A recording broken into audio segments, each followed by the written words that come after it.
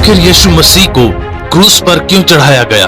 ऐसा क्या हो गया था जिसकी कीमत यीशु ने क्रूस पर चढ़कर चुकाई? आज हम शुरुआत से इसे जानेंगे, तो वीडियो के अंत तक बने रहें और जानें इसकी सारी सच्चाई।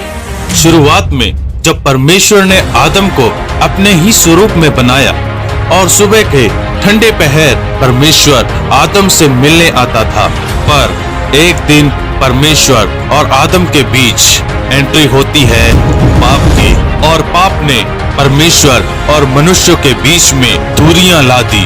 आखिर ये पाप आया कहां से और क्यों परमेश्वर पाप से इतना नफरत करते हैं? जब परमेश्वर ने आकाश और पृथ्वी और उसमें की सारी चीजों को बनाया, तब उनमें पाप नहीं था।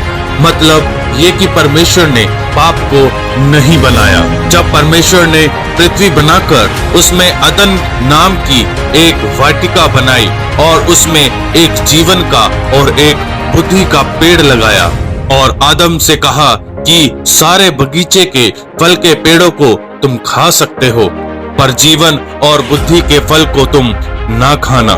जिस दिन तुम इस फल को खाओगे तुम निश्चय मर जाओगे।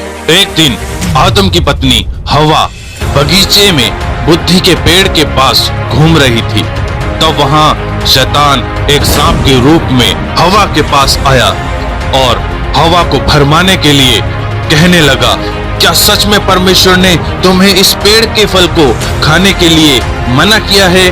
क्या तुम नहीं जानते कि जब इस फल को खाओगे तो तुम्हें बुद्धि आ जाएगी और तुम परमेश्वर के समान हो जाओगे। हवा शैतान की बातों में आकर इस फल को खा लेती है और आदम को भी खिला देती है। परमेश्वर की आज्ञा को ना मानकर उन्होंने पाप किया और इससे पूरी मनुष्य जाति और पूरा संसार पाप से श्रापित हो गया और एक पाप का परिणाम उन्हें मिला, वो है मौत। और यहाँ से शुरुआत हुई पाप की। इसके बाद मनुष्य धरती पर बढ़ने लगे, तब उत्पत्ति 6 में एक और घटना घटती है जिसकी वजह से परमेश्वर ने पूरी दुनिया को नष्ट कर दिया। आखिर ऐसा क्या हुआ कि परमेश्वर को पूरी पृथ्वी को नाश करना पड़ा? उत्पत्ति 6 में लिखा है कि स्वर्ग के दूतों ने मनुष्य की बेटियों के साथ शादी की और उनके साथ संबंध भी बनाए, और जो उनसे संतान पैदा हुई वो दैत्य थी। और उस समय पाप और दानव संसार में आ गए और इन दोनों को परमेश्वर ने नहीं बनाया, और इस बात से परमेश्वर जलजलाहट से भर गया और पूरी पृथ्वी को नाश करने का विचार करने लगा।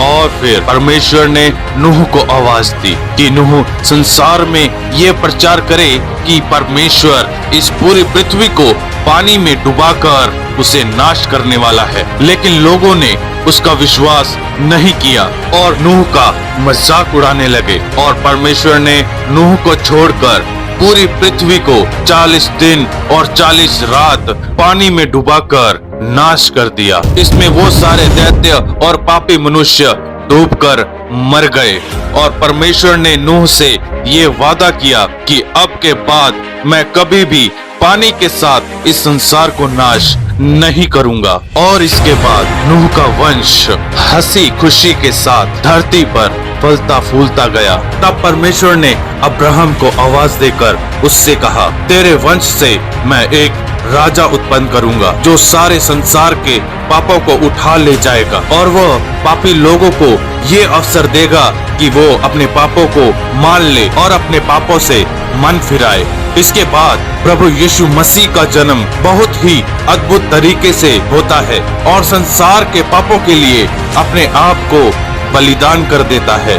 वचन में लिखा है कि परमेश्वर ने जगत से ऐसा प्रेम किया कि उसने अपना इकलौता पुत्र दे दिया कि जो भी कोई उस पर विश्वास करे वह नाश न हो परंतु अनंत जीवन पाए। और वचन में ये भी लिखा है कि जब हम पापी ही थे तब ही मसीह हमारे पापों के लिए मर गया, क्योंकि जो रिश्ता आदम हवा के पाप की वजह से टूट गया था और पाप की वजह से जो दूरियां परमेश्वर और मनुष्य के बीच में आ गई थी, उन दूरियों को खत्म करने के लिए प्रभु यीशु मसीह उस क्रूस पर चढ़ गए और जो कोई प्रभु यीशु मसीह पर विश्वास करके ये कहता है कि यीशु मेरे पापों के लिए मर गया और मुर्दों में से तीसरे दिन जी उठा, तो परमेश्वर उसके पापों को माफ कर देता है और परमेश्वर उन दूरियों को खत्म करके उसके पास आता है ताकि उसके साथ वो संगति करे। परमेश्वर चाहता है